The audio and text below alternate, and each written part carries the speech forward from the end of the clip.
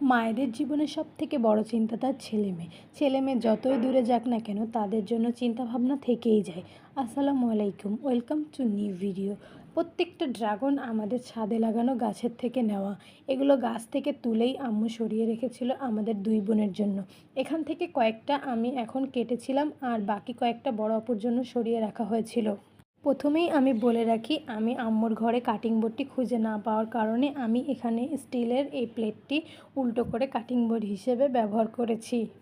আমার মতো কে কে এরকম করে থাকেন অবশ্যই কিন্তু কমেন্ট করে জানাবেন। আম্মু বাসায় ছিল না, তাই সন্ধ্যায় কী খাবো করতে করতে ড্রাগনগুলো চোখে পড়লো। এগুলো কি সুন্দর করে কেটে ধুয়ে নিচ্ছিলাম সবার জন্য।